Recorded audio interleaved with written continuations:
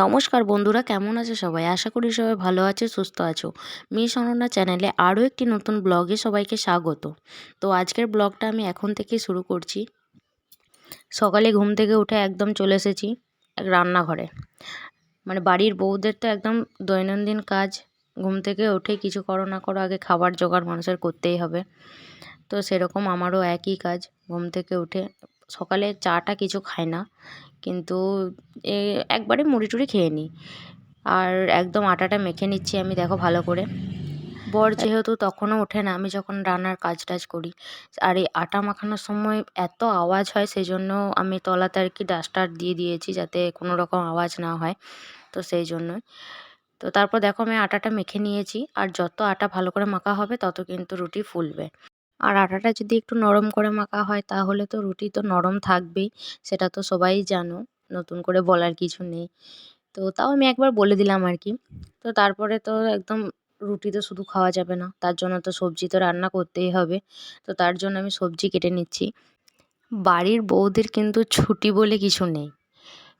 এই যে আমার বর ডিউটি যাচ্ছে বা আদার্স মানুষ যারা, ছেলেরা বা মেয়েরা যারা আর কি বাইরে কাজকর্ম করো, চাকরি টাকরি করো, তাদের কিন্তু সপ্তাহে একদিন হলেও ছুটি থাকে। কিন্তু আমার মতো যারা হাউস ওয়াইফ, তাদের কিন্তু কোনো ছুটি নেই। তো যাই হোক, তারপর আমার রান্না পুরো কমপ্লিট হয়ে গেছিলো। তো দেখো একবারে আমি টিফিন রেডি করার সময় ভিডিওটা করে নিয়েছি। তো একটা একটা করে আমি রুটি গুছিয়ে দিয়েছি, টিফিনে ঢাকনা লাগিয়ে দিলাম। এখানে ছিল পটল আলু দিয়ে তরকারি, তো সেটাও আমি দিয়ে রেডি করে নিলাম। আর এখানে ছিল ভেন্ডি আর আলু আর পেঁয়াজ দিয়ে জিরে ফোড়ন দিয়ে ভাজা। তো এই ছিল আজকের টিফিন। আমার বর ডিউটিতে চলে গেছে। তো তারপরে আমি খাবার টাবার খেয়ে নিয়েছি, বাসন ধোয়া হয়ে গেছে। তো তারপর আমি দেখো বিছানা টিছানা সব গুছিয়ে নিয়েছি, তোমাদেরকে দেখিয়ে দিচ্ছি।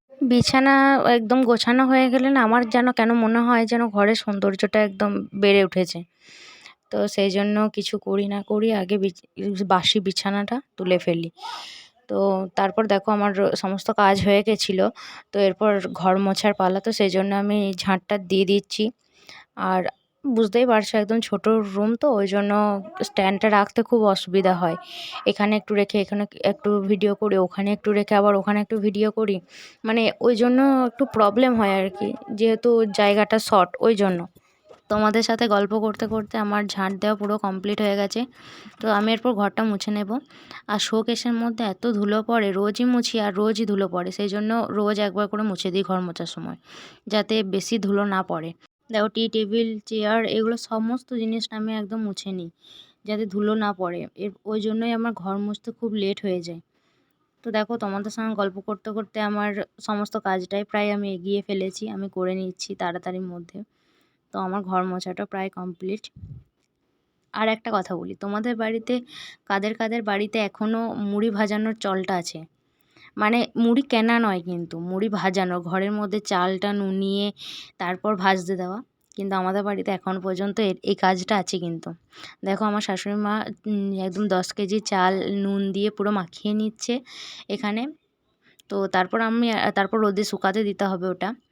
তো তারপরে 2-3 দিন চালটা রোদে দিতে হবে, তো তারপরে তোমার মুড়িটা ভাজানো হবে। এই কাজটা করতে আমার একদমই বিরক্ত লাগে না, আমার বরং ভালোই লাগে করতে। তো আমি মাকে বলেছিলাম যে তুমি এই মাছগুলো রেখে দাও, আমি বেছে দেবো। তো আমার এই মাছগুলো খেতেও যেমন ভালো লাগে, আর বাছাবাছি করতেও, কাটতেও, সমস্ত কাজটাই আমার ভালো লাগে। কিন্তু অনেকে আছে যাদের হয়তো খুব জোর গন্ধ লাগে, করতে পারে না। তো আমার সেরকম কিছু না, আমার বেশ ভালোই লাগে। তো দেখো আমার মাছগুলো একটা করে ধুয়ে নিচ্ছি ভালো করে। আর পেটের মধ্যে যা মাল মশলা থাকে সেগুলো তো বের করে দিতেই হবে, তা নাহলে তিতো হয়ে যাবে পুরো। তো আমার মাছ ধোয়া পুরো কমপ্লিট। এখানে ঘরে রেখে দিলাম আমি, নুন হলুদ দিয়ে মাখিয়ে রেখে দিতে হবে এটা। আমি স্নান টান করে একদম চলে এসেছি ছাদে। আমার জামা কাপড় পুরো কাচা কমপ্লিট হয়ে গেছে, তো দেখতেই পারছো আমি পুরো একদম মেলেও দিয়েছি। আর এই কাজটা রোদের মধ্যে বসে বসে এত বিরক্ত লাগে করতে। আর যতবার ছাদে আসতে হবে ততবার এরকম জড়ো করে করে মেলে দিতে হবে, তা নাহলে চালটা ভালো করে শুকাবে না আর মুড়িটাও ভালো হবে না। তো এইটা হচ্ছে সবথেকে বড় কাজ এখন। খুব কষ্ট করে রোদের মধ্যে, জানো তো খুব কষ্ট হয়। আবার ভালো করে না শুকালে মুড়িটা যদি না হয় সেটা একটা মন খুঁতখুঁত লেগেই থাকে যে কষ্ট করে করছি, আর যদি মুড়িটা ঠিকমতো না হয় সেটা মন খারাপ হয়ে যায়। তারপর আমি একদম চলে এসেছি দুপুরে খাবার নিয়ে। তো আজকে মেনুতে ছিল ভাত আর পটলের তরকারি আর লাউয়ের তরকারি আর ভেন্ডি আলু পেঁয়াজ ভাজা, মাছের টক ঝাল, ডাল আর ছাঁচি পেঁয়াজ। কার কার ভালো লাগে ছাঁচি পেঁয়াজ আর লঙ্কা, এটা তো ছিলই, খুবই ভালো লাগে আমার খেতে। এই ছিল আজকে দুপুরের লাঞ্চ।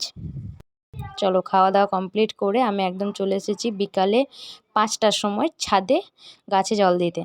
তো এখন রোদের জোর এত বেশি, গাছে জল না দিলে তো গাছগুলো মরে যাবে, সেই জন্য রোজই আর কি জল দেওয়া হয়।